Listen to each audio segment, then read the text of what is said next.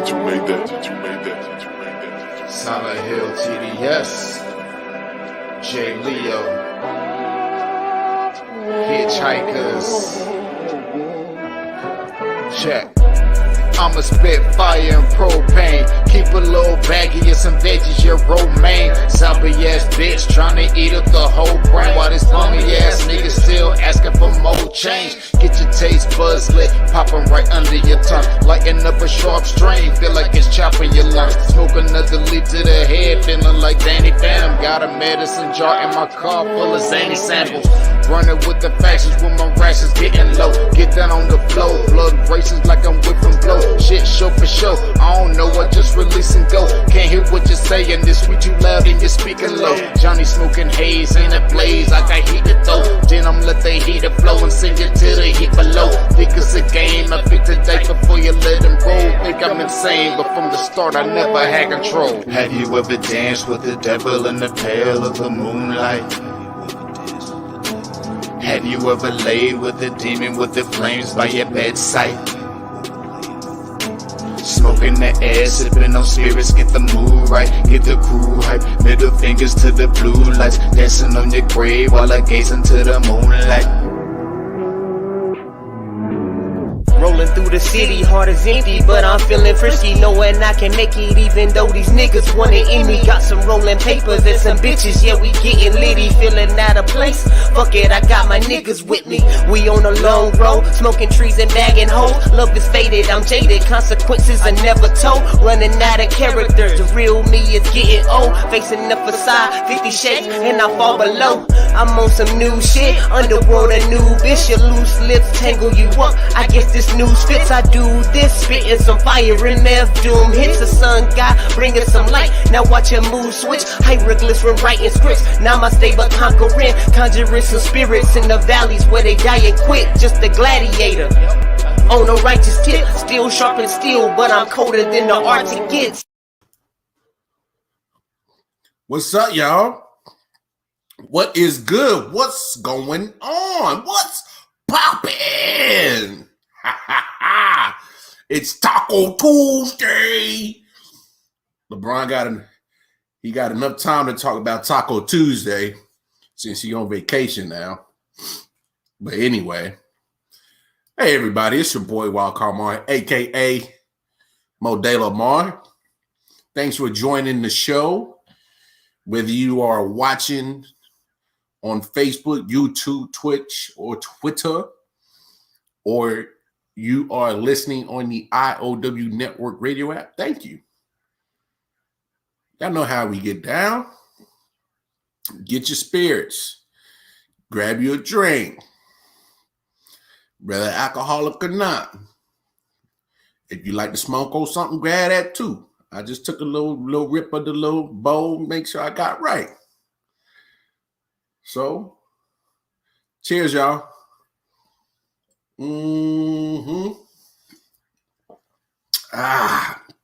Modelo goes down so good. Blessing from God. Blessing from God. There is a God. He made Modelo. Anyway, I'm just being silly. Let's get all the preliminary stuff out the way. Of course, y'all go support my guy, Silent Hill, 40 Water, him and the homie J. Leo. The song is Pale Moon Devil Dance. It's the theme song to the show. You're going to see it every day. That's just what it is. Go check him out. You see it scrolling on the bottom of your screen. YouTube, Hitchhikers. Go show us the love. Most importantly, go on over to your respective app store. Of course, Apple iOS users going over to your Apple store. Google Android users going over to the Google Play Store. Download the I.O.W. Network Radio app right now. Go do it, mother suckers. Tie these motherfucking snakes on this motherfucking plane. I'm just being silly out. No, but for real. Go show us some love. Go check out the app. We got a lot of content going on there all the time. A lot of stuff. It's been a big project. It's been fantastic for us to roll it out. and present it to you guys. So go show us some love for sure. Now that we got that out the way, you know, it's the beginning of the week still, you know, Tuesday, Taco Tuesday. So look, just to keep the spirits high, keep the spirits in a positive vibration. Yeah, positive. We got to get a laugh of the day, y'all. So I saw this, and you know, all my people, Kansas City, you know, Midwest, up north, Chicago, you know, Ohio, Pennsylvania, going up Detroit, Wisconsin, Iowa, you know, any place you get snow after the winter, all through winter, I mean, and then it starts warming up springtime. Here's the result of what happens. You get potholes. So my man must have got tired of potholes and made a rap song about potholes. Man, I just hit another pothole, bitch. Man, can the city fix the potholes? I just got another tire because of potholes. Man, I'm getting tired of these potholes. I was driving one day on my way home. Hit a pothole so big that I broke a bone. Hit a pothole so big that I lost my phone. Pothole was so big that it scraped the chrome. I done bought 3 tires just in 1 week. It's to the point I don't want to drive on the street. You ever seen them potholes with a chunk of meat? They take a bite out of your tires like they got the teeth. Feeling like a roller coaster riding down the street. Fuck around and drop your burger if you trying to eat. Fuck around and spill your water if you trying to drink. Fuck around and bump your head just for trying to think. Ooh. Man, you might not make it to your destination. Or roadside assistance, they gonna have you waiting. Real. Cars riding past, they don't see you waving. Man, can y'all please fix this fucking pavement? Hey, they told you caught a fire though. I ain't gonna front. So I had to share that with y'all. We said hit a pothole may break a bone.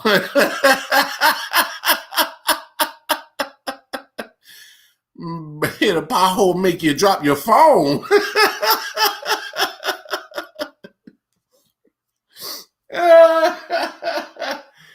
Yeah, so I chuckled at that. But there y'all go. Laugh for the day, y'all. I'm telling you. That's funny as hell right there. Look, I got a couple plays of the day. Coming from the baseball world, you know, for all my people who are lovers of baseball. I'm a lover of baseball. Martin actually got the Royals playing right now. You know, I always got room for the home squad. You feel me? We've been having an all right season so far. You know, Royals all right, they're all right. But check this out. So, you know, I love home runs. Of course, who doesn't? So this what happened actually in the Royals game against the Angels. A star that was big in Japan and you know, Shohei Ohtani, you know, been in the league for a couple of years. So Angels actually, you know, him, Mike Trout, of course, he's hurt right now, but you know, I got a couple big names out there. But hey, look at this home run though. You know, they always got, you know, people gave them grief about that, but you know, they were up there trying to do as much damage as they could. Like there's that. Damage right there. Shohei, way, Cy-Yo, nada, where did that land? Just like that. Couple rolls from the top. 2-0 Angels. Shohei, goodness. That's incredible how far that went. I remember Joey Gallo hit one off Garrett Richards pretty far up there. And I remember Bo Jackson in the All-Star game, but I don't know if I've ever seen a ball that far up on that batter's eye. I mean, that's way up. I've never seen one hit that high. Could you hit a top flight golf ball that far, GA? Yeah, with a 2-iron. Yeah, he bombed that. And Shohei Ohtani is one of very few players that plays both ways. Just in case y'all don't know, of course he plays, you know, in the outfield, but he's also splits his time as a pitcher. You know, there's you don't see that too often. A lot of, and not at all. At least in the majors, Major League Baseball, they usually want to get you stuck to pretty much one role.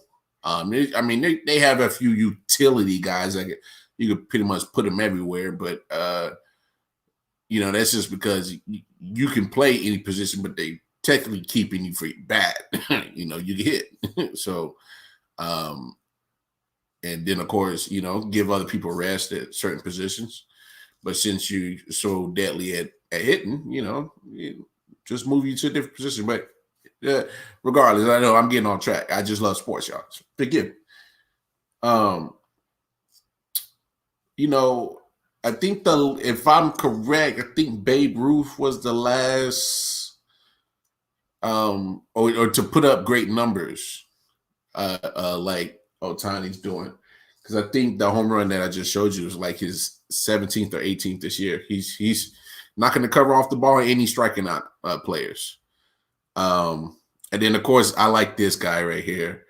One of the young studs, one of the young athletes, Ronald Acuna Jr., down for the Atlanta Braves. He's part of that fresh blood that's trying to change the game, make it fun, make it exciting for people to watch. Look at his home run tonight.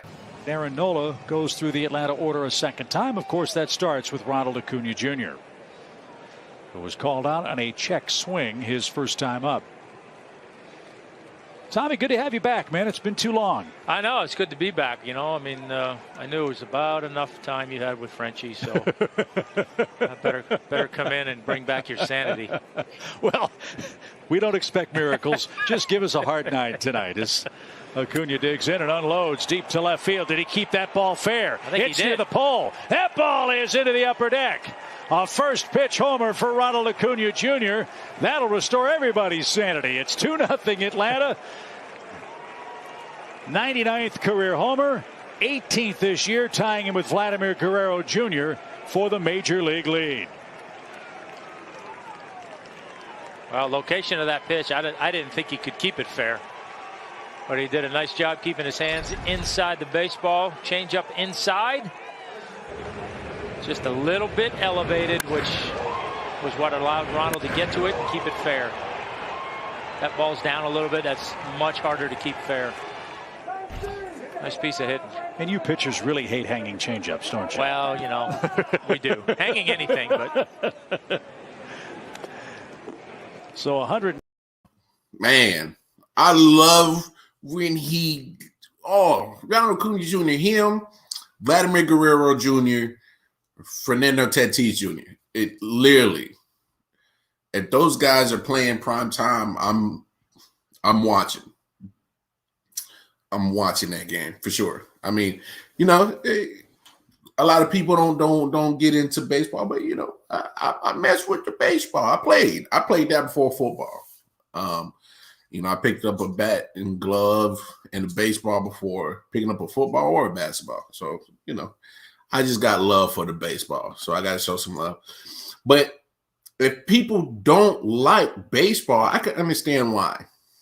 It's because, it is a slow sport, slow, action wise. Besides, there's only a certain amount of excitement you can build in the game of baseball. It just really is. There's no, chance that you could cross somebody over or, because it's not a contact sport, I should say. I'm not gonna say physical because you could definitely get hurt in baseball. It's just not a contact sport, for the most part. Not like football or basketball or hockey, even not even soccer. You usually playing in space, and it's a big field, but I can understand why, there's a lot of, not excitement to watch it, especially if you're not live. But I mean, I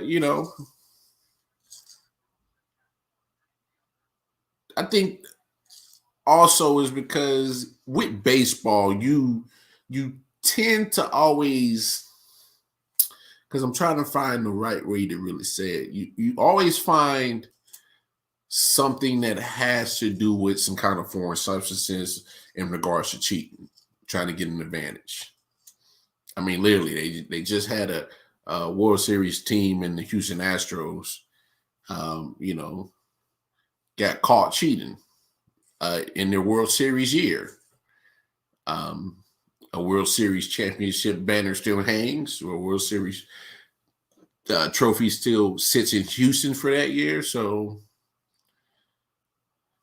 I guess, it is what it is. Apparently. They still got a trophy in the banner, but I digress. So Garrett Cole was asked today, the pitcher for New York Yankees. Now he's the highest paid pitcher.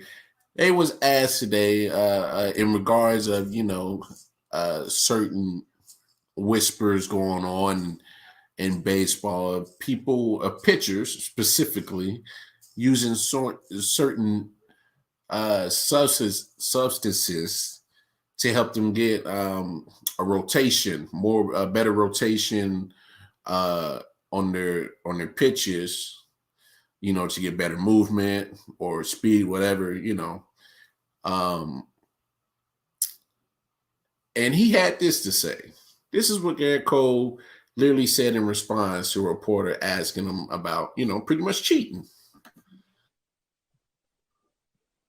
I don't know. I don't know if I don't quite know how to answer that, to be honest. I mean, there are customs and practices that have been passed down from older players to younger players, from the last generation of players to this generation of players, and I think there are some things that are certainly out of bounds in that regard, and I've stood pretty firm in terms of that, in terms of the communication between our peers and whatnot. And I, again, like I mentioned earlier, there's, this is important to a lot of people that love the game, and this is including the players in this room, including fans, including teams. And so if MLB wants to legislate some more stuff, that's a conversation that we can have, because ultimately we should all be pulling in this direction.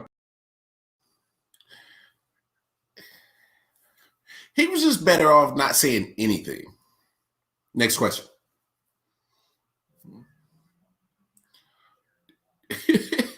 And then let the media say whatever they want to say. Boo-hoo, writers are going to say what they're going to write.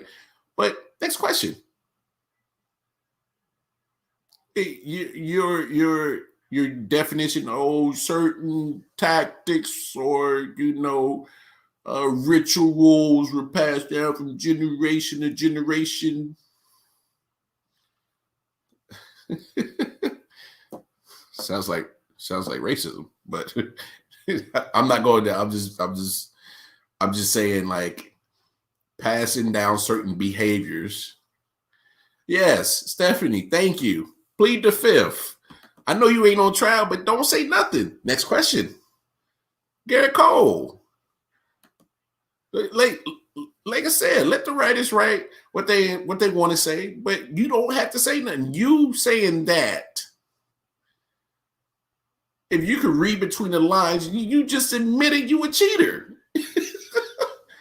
And you're the highest paid pitcher in the league. I just, reminded everyone that Major League Baseball didn't do anything to really punish the Houston Astros for that cheating scandal. The players benefited. That organization benefited from cheating. They won a World Series that year. So that's a turn off. Because I love baseball, I'll watch it, specifically my Royals. Like I said, I'll watch Fernando Tatis Jr., I will watch Ronald Acuna Jr., I will watch Vladimir Guerrero Jr. if they're on primetime. But the viewership is down because you keep allowing stuff like this. This man basically, without saying it, said that he's a cheater. Just plead the fifth. Say nothing. Next question. So I'm seeing a trend with Major League Baseball. they're really saying, oh, we always want to crack down on cheating, no uses of foreign substances, but recently you got a track record of saying it's okay to cheat. Astros cheat. Keep their World Series title, World Series banner. Garrett Cole becomes the highest paid pitcher in Major League Baseball history. People are getting rewarded for cheating. That's how I see this. Because Major League Baseball isn't cracking down on it. They're not. They may have been better with, testing for human growth hormones, steroids and stuff. But teams and organizations and players are finding ways around that to get advantages without the dope. And Major League Baseball hasn't caught up to the tactics. But the crazy thing is that I'm pretty sure the tactics are still the same tactics as they were back in the days. Cheating is okay. Mel, what's up? You see Utah and Clippers coming down to the wire. I'm kind of got it on over here. But y'all go check out Melvin Wall and the whole Man Down Podcast Network. They had a great show tonight. But pretty much cheating is okay in baseball. I mean, I love Barry Bonds. I love him. But come on, man. He didn't eat that mess. He may not have never tested positive, but come on. That boy turned and his head swelled up. Like try to find a football helmet to fit his head. Come on. Cheating's okay in baseball. And then you worry why viewership is down. It's not too many people, sports fans, I know, besides Patriots fans, that are okay with cheating. Am I wrong, y'all? I would say, man, I love that guy. He cheats so well. Like, I've never heard of a fan admitting, besides Patriots fans, that, hey, we know our team cheats and we love it.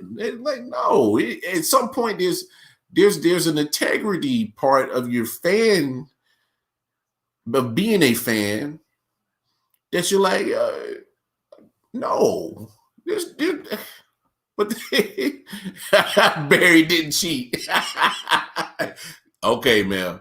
That man, when he was young and slim, and then all of a sudden, this dude, that dude had this Marvin the Martian type head. Actually, viewership was at a high when stories. At that point, because you're talking about,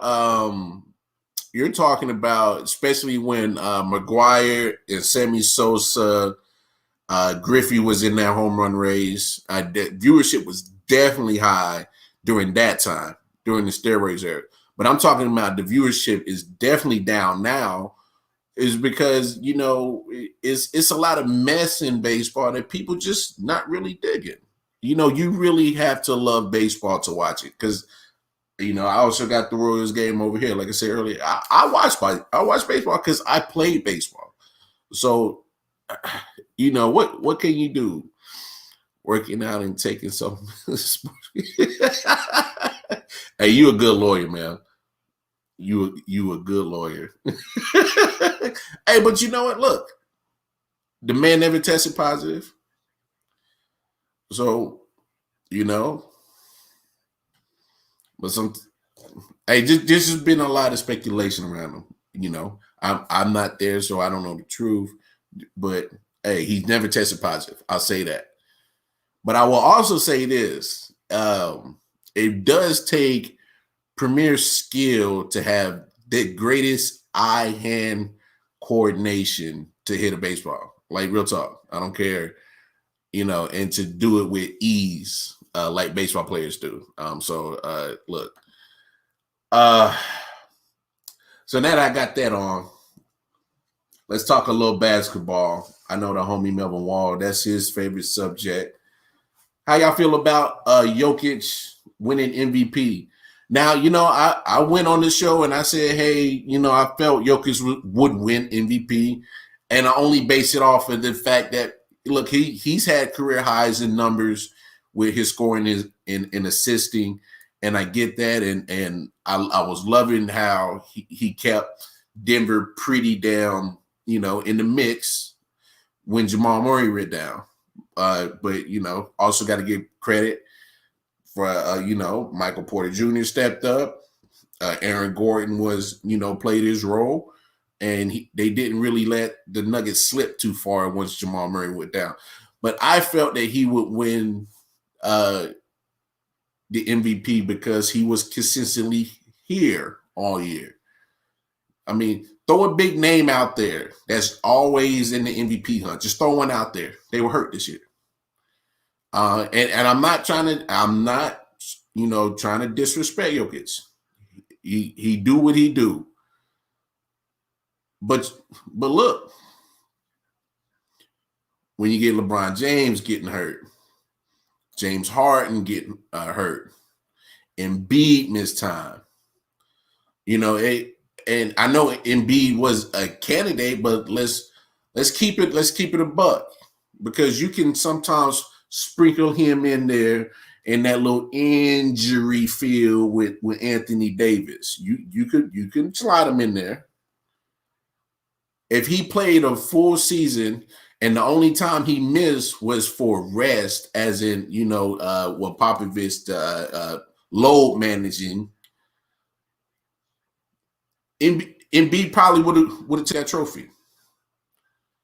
If Steph wasn't on a team that got booted out the play-in tournament, and he's probably playing now in this series, he could have stole that trophy. So I don't know. I personally think it's not a bad choice. It's really not. I'm with you on that, Mel, because you said Joker was a good pick. No, he was. But he played great at the time when a lot of big names and superstars were getting hurt. He can't control that, but he did control what he controlled. He put up good numbers this year, but it's favorable when big names got hurt. I mean, James Harden was cooking all year. That hamstring killed him. That hamstring messed him up big time. So,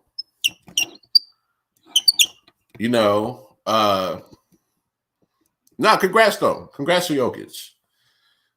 Philly, speaking of Embiid, 76ers take game 2, 118-102. Look,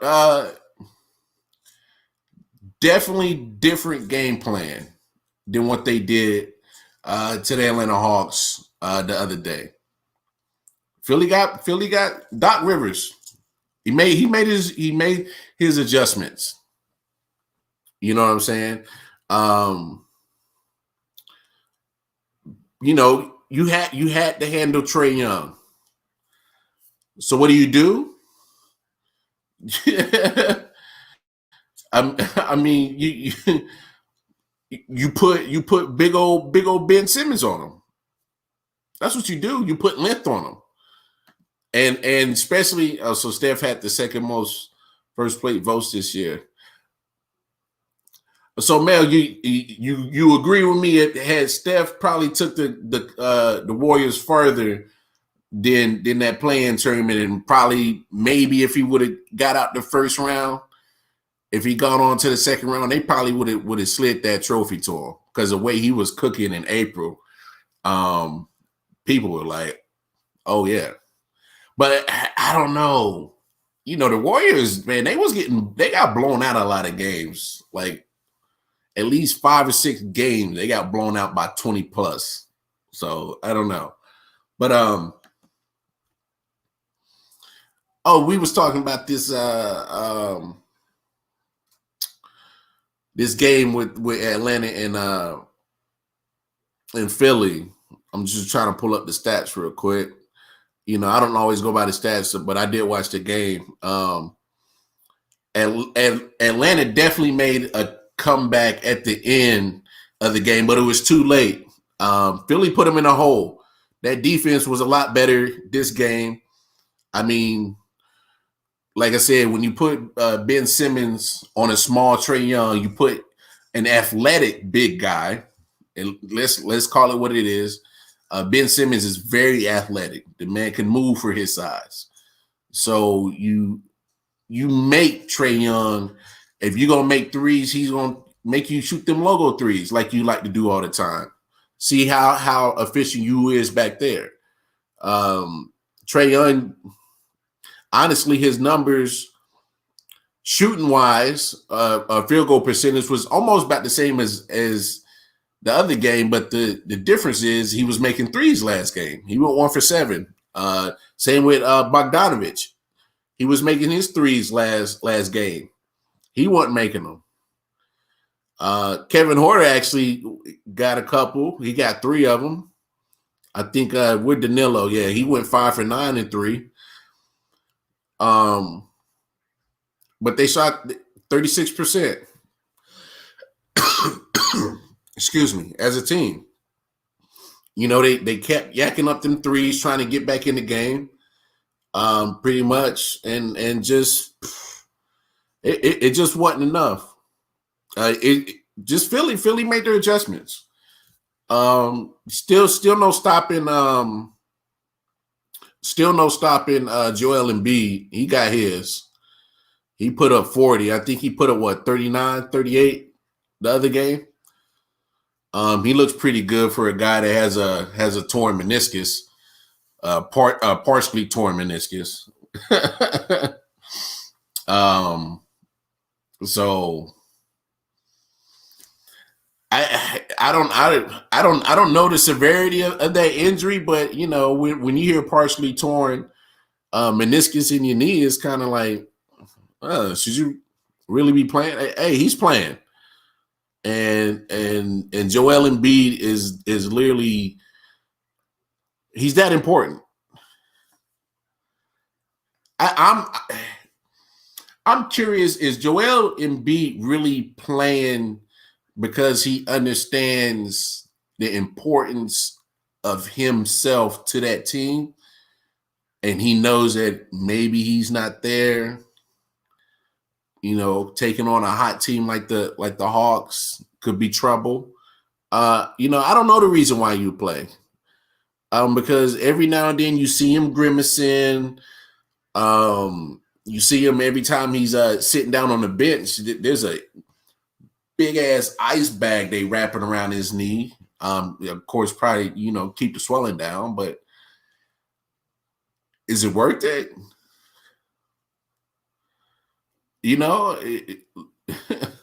Is he worried about right now instead of the future? Because I'm gonna be honest, the way that Brooklyn's playing right now, would it be worth to play on this injury? Because I don't. Come on. I don't see, anybody probably in the East getting past Brooklyn right now. I mean, they are at this point, Milwaukee be happy with getting 1 game right now, the way this situation is going right now. I honestly felt that game that they dropped last night and got literally the donkey snot knocked out of them. I thought that was a game that in my opinion was a must win. The next game is a must-win. They go down 0-3 to KD, Kyrie. And for some reason, Blake Griffin then found the fountain of youth, like he's jumping over kids again. You know, where'd that guy just all of a sudden come out of?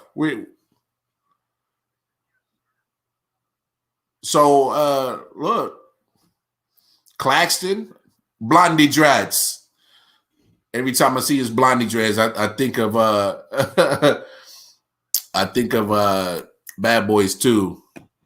Who in my house?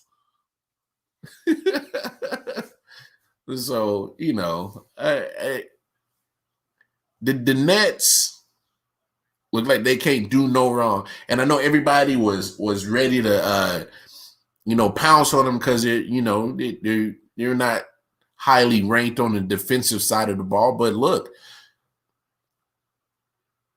when you score like this, your offense turns to your defense. You put Milwaukee so deep in a hole, that they literally have to come out of their offensive game plan. What's the best way to beat Milwaukee? Make them shoot, especially Greek. Make them shoot. You know, you can have them little in the paint points. We up by 30. Because by the time you get that little 2, we just gonna come down and put another 3 in your eye. Do the math on that. Add that shit up. Come on. You turn your offense into defense because you make them get out of their offense. It's easy. And they're making it look easy. They're making it look effortlessly. Like, excuse me. Greek Freak is not a shooter. And, you know, I hate to say it, you know, he got them couple of MVPs, and I'm not trying to doubt the man, but I just don't understand how a guy gets, what he get, 2 MVPs? How a guy gets MVPs that is so one-dimensional. Giannis is so literally one-dimensional on offense. If he can't get to the paint, if he can't use his long reach and reach over you, get an easy finger roll or a dunk on you,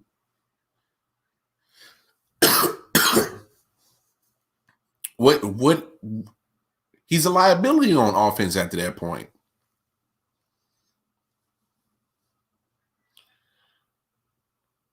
Because he sucks at shooting. Oh, excuse my bluntness.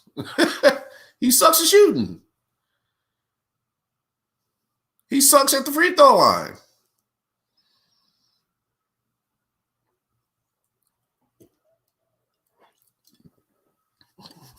At that point, you better play defense, because if the Bucks are down by 20 points again and you have to shoot, it's done. That's the first thing I'm looking for in Game 3. I'm looking at how, especially if Brooklyn's hitting their shots. Right now, they don't look like they can't miss. So that brings me back to Joel Embiid. Is it worth it? Because right now, how to look at this series going with, now that they're about to transition to Atlanta. I mean, you know, we'll see how much, much more pain Joel Embiid can take on this partially torn meniscus. We'll see. in that game, because they both kind of started, Atlanta came out hot in game one and kind of cooled off. So Philly came out hot, kind of cooled off. And, Atlanta did make a little bit of a game towards the end of the fourth quarter, but Philly pretty much had that game in hand. No issue. Killed their little run and then kind of went on a little run themselves. So, look, I just don't think it's worth it. Because you're about to have your hand full with the Atlanta Hawks. You're still going to keep putting more of your body weight. You keep exerting more energy on it because, you're still making cuts. Joel Embiid made a beautiful step back fade away. He was a little bit above the block, and then he had one guy on his backside on the right, and so he tried to force him left to a double team, and he did a step back and just created so much space, and it was beautiful. I should have found a way to download it so I could show it. Better if you got to be there to see it. Kind of situations, got to kind of got to be there. But no, is it worth it? I'm more concerned about his partially torn meniscus than he is, because he just dropped almost 80 points in the first two games. And Phillies needed every last bit of those points. So that kind of tells you the importance of Joel Embiid. But I just don't see you knocking off KD, Kyrie. And James Harden gets a chance to rest. But, hamstrings are tricky. Everybody know that hamstrings are tricky. So, don't rush him. For right now, Brooklyn looks okay without you. Look like they will survive without you. What else we got on the docket? Hey, man. Hey, them San Francisco 49ers, yo. Speaking of injuries, it's mini camp time. And they'd already lost an offensive tackle, Justin Skoll, torn ACL, safety Tavarius Moore to a torn Achilles. If everybody remember, the only reason why that San Francisco was picking so high, they would have pick 11. They went 6 and 10, but of course they trade up to 3. But they had so many injuries, so many different guys on the injured reserve list, and they already got 2. And this is mini camp. This ain't even training camp. Training camp's in July, end of July. And preseason's August. The regular season's September. We in June, and they already put names on the injured reserve list. They're not big names, but they were slotted to, compete for starting jobs because they both had played multiple games over the last few years for the Niners. So, yeah, man, them 49ers, y'all might need to holler at a different medical staff or something. I don't know. They might want to get a better nutritionist, and because there's something going on down there. Y'all better not all be doing that dope. Y'all getting. I'm just kidding, y'all. I'm just saying. Something's not right. They're getting a lot of people on injured reserve.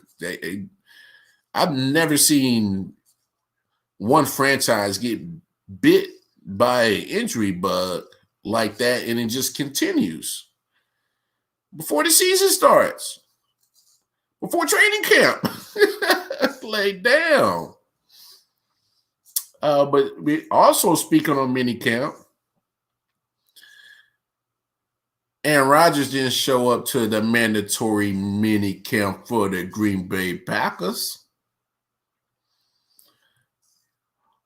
But some of his homeboys came to his defense. So you're talking about an all-pro tackle, David Bakhtiari.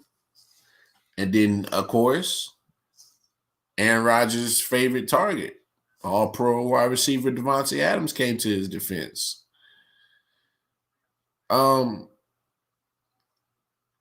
This is getting messy. When you have to address sticking up for your teammate against the organization.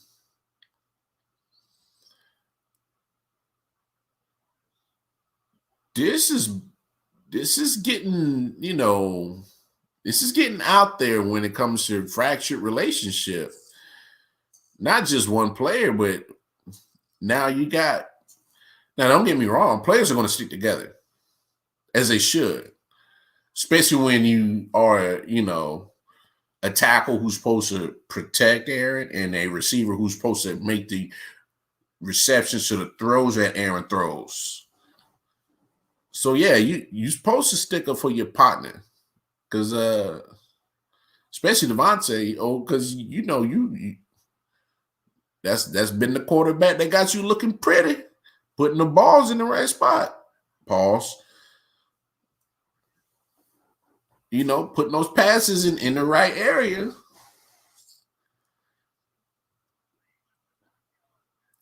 I don't know how this general manager still has his job.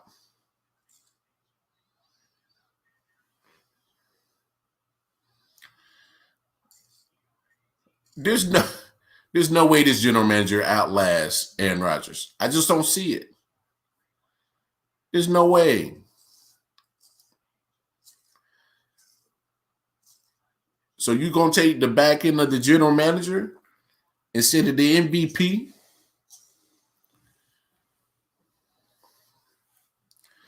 Hey, look.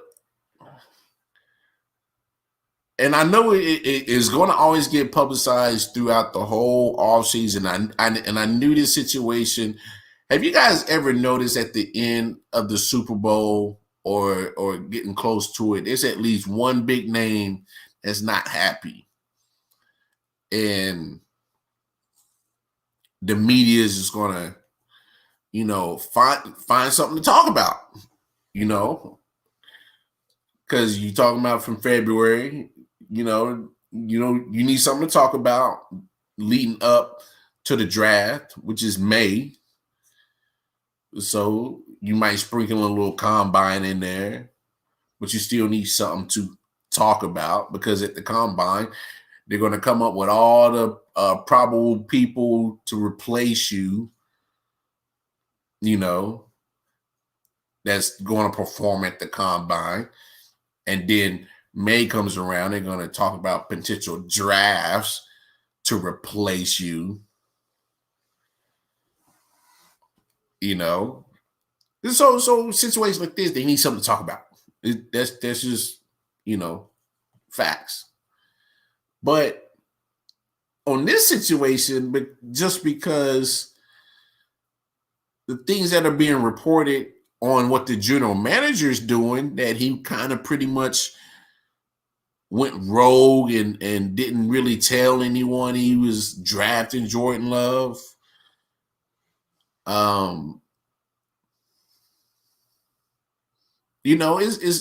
It's like I know Aaron's 37, 38. You have to find a way to start building towards your future. But look at it this way. Yeah, Aaron is 38, but he sat on the bench for 4 years. So he's more 34 on his body. When he says he wants to play in his 40s, I think that's possible. Sitting on the bench for 4 years, you're not taking those hits. You know what I'm saying? That's taking time off your body. You get to, look at, a player and Brett Favre learned from him. You know, you had to learn something. You know, you definitely have to learn not to make certain throws that Brett Favre likes to attempt that's going to get intercepted. So I know that you had to learn. Because, I mean, you look at Aaron Rodgers, he's pretty accurate. So, you know, something's just not right. How did it get to this point? You know, and I played Aaron Rodgers' clip. When he first actually did the interview on SportsCenter a couple of weeks back, and he pretty much said it's about the culture.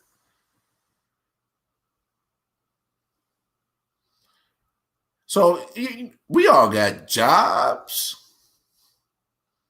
How important is culture? Culture is very important. So if he's saying this is the reason why I'm mad, who creates the culture? Higher ups. So if he's saying, you know, there's someone that's in a position in the front office that is creating bad culture.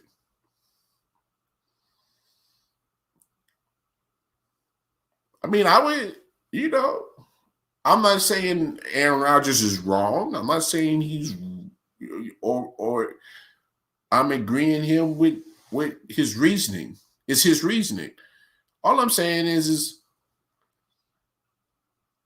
if my MVP is telling me the reason he's mad is because of culture, I don't think I would hesitate, especially as an owner, as a coach, to well, unfortunately, the Packers don't have owner. They have you know, a lot. But it's a lot of people that have stakes in ownership that buy into it. So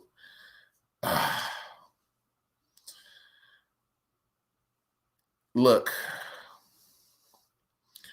Aaron Rodgers, make the man happy. Because now you got players that are having to choose sides, which they should choose they should choose their partner that's helping them, you know, win football games. So the general manager is going to have to find a way to you know, find a way that his team is not getting talked about anymore. And with this whole situation.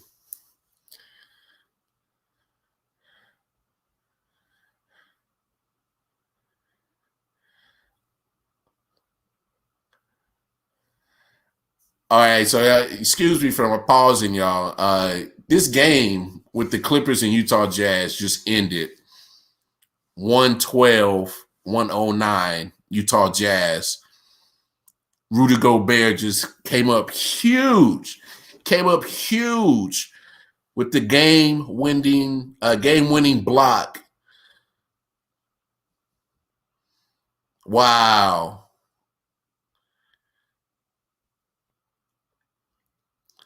And the Clippers made a nice run to make this game close at the end of the game, and that game really just ended like that. So Rudy Gobert with the humongous block.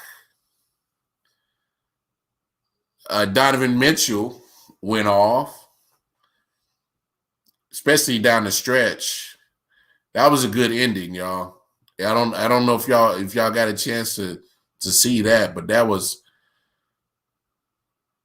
a very intense ending right there. So 112-109. That is how it's going to end.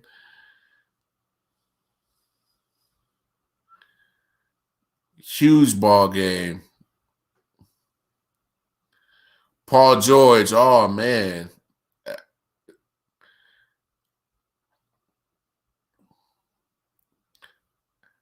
Not a good shoot night. I think that's what probably let Utah back in that game. Oh yeah, they lost. You let Donovan Mitchell go off. That boy almost got a 50 burger. He got 45.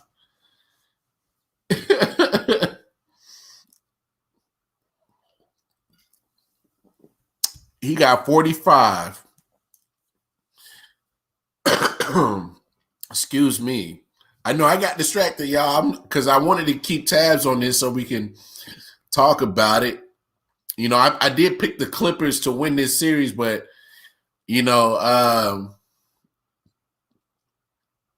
I guess that was, you know, I think that's how that's going to get. I think that's going, that might be the series that's going to go 7. Because Kawhi's not gonna want to lose that series and go out in the second round like they did last year. And not only that, the reason why I picked the Clippers is because they have the best overall player, in my opinion, in Kawhi Leonard. And then they have a better coaching advantage with Ty Lue, you know, winning the championship and being in that environment. Not so much Quinn Snyder. So that's my reason for going Clippers. I don't know what you guys think. Oh, Steph, yes, I did see that earlier. What you were talking about with the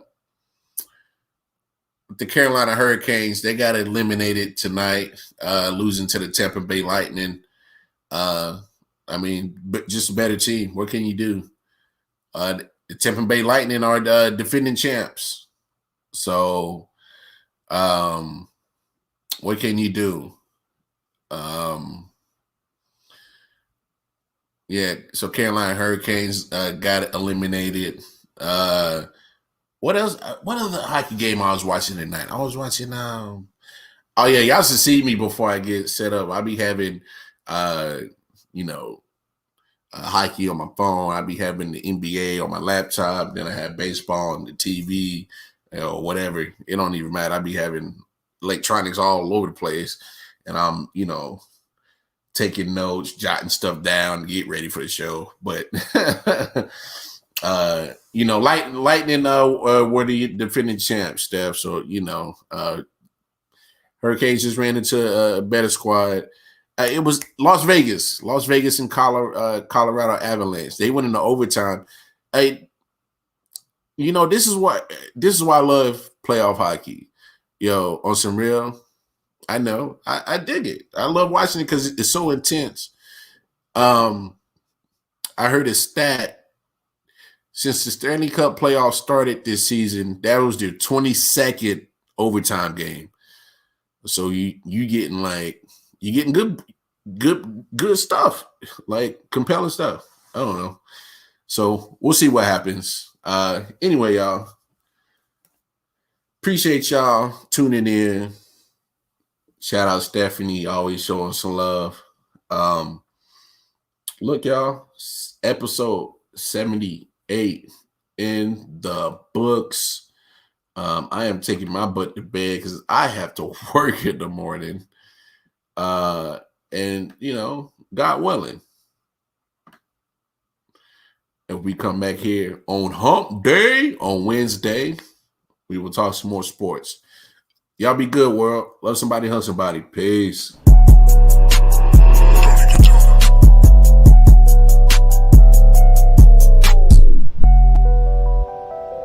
Sound like hell, TDS. Hitchhikers. Let's go. Yo. Pick and roll with the bowl, whoa, watch the smoke unload. Let my soul sink into the flow, feel the flames below. Ready to go, light another pack, watch the blunt roll. Let it go, release to the beast, about to take control. Overload, burn another shrub to keep my mind sedated. Elevated, felt elated from withdrawal but never faded. Alcohol pumping out my system in need of patience. Point blatant, do it in reverse until the points taken. Put it in work to muscles jerk and my joints aching. Numbers don't lie, but I think these niggas point shaving. I am on another high, you can only taste the fragrance floating on the stroke. Bodies below, twisted, agitated. Hand me another gram, watch me break down and light this bitch. Explosive tendencies, watch me spark and ignite this shit. Put the game in a chokehold with a tight grip. Niggas inciting shit, hoes peeping, they bite their lips. Cold hearted bastard, give a hot bitch an icy kiss. Take a buzz to another level, then heighten it. My karma is Dalai Lama, the smoke for enlightenment. Nigga drag me to hell with all the hounds and Leviathans. Reach for a pack of guards, cause I'm about to smoke a quick. Pussy poppin' and percolate, I just want the smoke circulate. Losers will spectate and the haters will speculate, but I'm too busy taking all this vapor straight to the face. Damn. Shit. Man, shit pretty good. Hey, man, you got a light? Fuck that, how much shit. Pick and roll with the bowl, whoa, watch the smoke unload. Let my soul sink into the flow, feel the flames below. Ready to go, light another pack, watch the blood go roll. Let it go, release to the beat, about to take control. Pick and roll with the bowl, whoa, watch the smoke unload. Let my soul sink into the flow, feel the flames below. Ready to go, light another pack, watch the blood go roll. Let it go, release to the beat, about to take control.